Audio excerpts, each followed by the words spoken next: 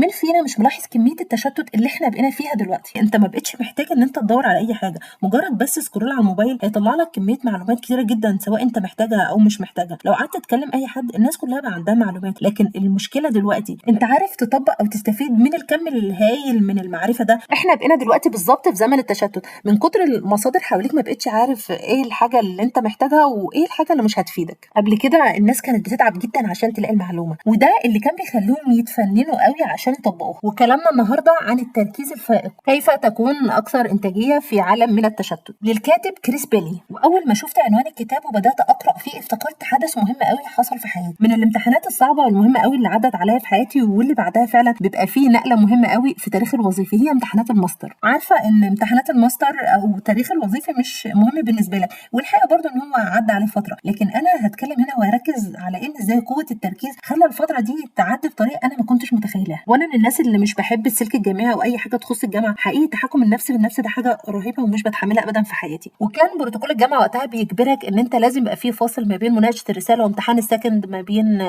3 ل6 شهور. والحظنا الحلو وقتها رئيس القسم عمل كده قرار ان احنا ممكن ندخل الامتحان السكند بعد مناقشه الرساله على طول، واتفاجئت ان امتحان السكند بعد مناقشه الرساله ب3 اسابيع. الحقيقه ان انا كنت مخططه ان انا اذاكر الامتحان السكند ده في مده ما بين 3 ل 4 شهور عشان اجمع المنهج وابدا احل عليه. مش عاوزه اطول في الكلام، لكن وقتها جه في دماغي استراتيجيه قلت هحاول فيها كده واطبقها، ولو الدنيا ظبطت معايا هدخل الامتحان. والحقيقه ان الحمد لله النتيجه وقتها كانت رهيبه ومرضيه بالنسبه ليا. اهم حاجه اعتمدت عليها ان انا اقلل التشتت حواليا، وكان اهم مصدر للتشتت عندي هو الموبايل. انا عملت حاجات موجوده في الكتاب من غير ما اكون اصلا قريت الكتاب او عارفه ان الحاجات دي بتكون مهمه، لكن الموضوع مشى مع الواحد كده فطره، حاجات بتشتتني لازم ان انا ابعد عنها. قبل ما ادخل اذاكر كنت بسيب الموبايل بره على المكتب، ما ادخلوش معايا ابدا، اقعد جوه مثلا ساعه او ساعتين بعيد تماما عن اي وسائل التواصل. خليكم فاكرين كويس جدا ان في كميه انا كنت مخططه اخلصها في 3 شهور او 4 بقيت محتاجه ان انا انجزها في 3 اسابيع، وده اللي علم معايا مقاومه التشتت. هنضيف على ده كمان ان انا بقيت اسجل الحاجات المهمه اللي انا محتاجه اخرج بيها النهارده من اليوم ده، بقيت بسجلها في ورقه 1 2 3، وده اللي لازم اكون خلاص ذاكرته. لو زودت عليه تمام، لو الحاجات دي ما عرفتش ان انا انجزها يبقى الخطه بتاعت النهارده تترحل على خطه بكره، بالاضافه لخطه بكره كمان. افتكر كده ان انا في الاول كان الموضوع بالنسبه لي مرهق وصعب،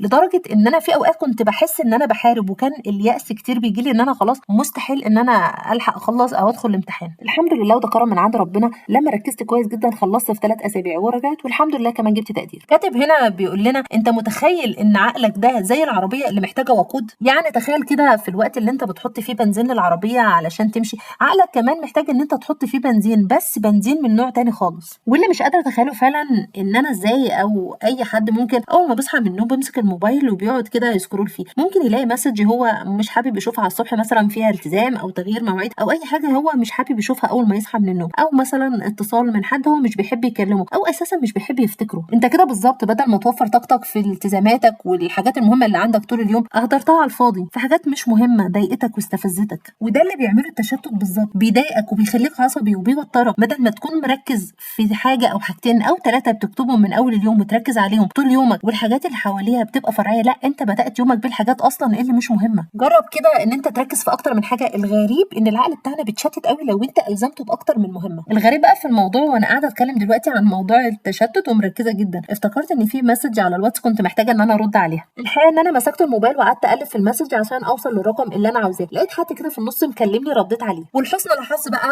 كلامه المواضيع فكرني بمكالمه مهمه جدا كنت انا مأجلها من يومين، قمت عملتها بالمره عشان ما انساش. والشيء المفروغ منه ان انا لازم دلوقتي وانا راجعه علشان اكمل الفويس اوفر بتاعي لازم كوبايه الشاي تمام علشان تظبط الدماغ. طيب ما تيجي كده بقى نرجع لمرجوعنا ونشوف المسج اللي انا خرجت عشانها اصلا من الاول عملت فيها ايه. الحقيقه ان انا نسيتها تماما، وده بالظبط اللي بيعمله فينا التشتت، لا بتكمل القديم ولا بتعمل حاجه جديده. والشيء بقى الاكيد منه ان احنا يومنا كده ملان حاجات كتير مهمه، يعني ممكن تكون بتعمل حاجه تظهر لك حاجه واثنين وثلاثه واربعه كلهم مهمين وكلهم محتاجين ان هم يتعملوا. هنعمل ايه في الوقت ده عشان ما يحصلش تشتت؟ الحاجه بقى الغلط اللي ممكن انا او غيري نعملها ان انت ممكن تكون بتعمل حاجه مهمه ومركز فيها، تيجي تبص تفتكر حاجه تانية مهمه برضو محتاج تعملها، وانت بتعملها تفتكر حاجه ثالثه وتفتكر حاجه وحاجه وحاجه وحاجه، تيجي تبص تلاقي اليوم اصلا بيعدي لا خلصت القديم ولا انت برضو خلصت الحاجات الجديده اللي انت بداتها. كم واحد فينا بيدخل في الدوامه دي، بتقعد كده اخر اليوم تفكر تلاقيك ما عملتش ولا اي حاجه مهمه من الحاجات اللي كانت المفروض تتعمل طول اليوم. كن انت القائد لانتباهك. لو انت رايح تذاكر وعديت على التلفزيون لقيته مفتوح وقفت كده تاخد لقطه وقلت في نفسك كده مش مهم ما حصلش حاجه يعني، ما وقفناش كتير وما تعطلناش. وبعد ما قلت لنفسك خلاص بقى كفايه كده ودخلت اوضتك علشان تذاكر، ما انت مشترك بقى في منصات كتير اونلاين، لقيت نفسك بقى على التيك توك وفي الموقع ده وفي الصفحه دي وهنا وهنا، وخدنا في الموضوع ده بتاع ساعتين 3 وانت ما فتحتش كتاب ولا ذاكرت ولا معلومه. وده بقى بالظبط اللي بنتكلم عنه واللي التشتت بيوصلك ليه. طيب ما تيجي بقى نشوف جانب تاني مهم قوي. لو انت بتعمل حاجه مهمه وافتكرت في نص الوقت ده حاجات تانية ممكن تكون مهمه زيها برضو او يمكن اهم، هيكون معاك نوتة هتسجل فيها الحاجات اللي انت افتكرتها، 1 2 3. بعد ما تخلص الحاجه اللي انت كنت بتعملها دي تبدا تعمل الحاجات التانية بالاهميه تبع ما انت مسجلها. هتلاقيك في اخر اليوم انجزت الحاجه اللي انت كنت بتعملها والحاجات كمان الزياده اللي انت افتكرتها. والحقيقه ان طبيعه العقل بتاعنا كده مش بيحب الخنقه، بيحب الحاجه المثيره والغريبه كده، وتلاقيه دايما مشدود ليها ومنتبه ليها اكتر من الحاجه اللي فيها التزام. والمعلومه بقى الجديده اللي انا عرفتها والحقيقه ان انا هركز فيها قوي، ان ترتيب المكان اللي انت قاعد فيه وتنسيقه عمره ابدا ما كان رفاهيه، بالعكس دي وسيله مهمه جدا علشان تحمي عقلك من التشتت. والكلمتين دول اعتبرهم اهداء لقريبتي اللي قالت لي ان انا مش بعرف اذاكر في مكان مش مترتب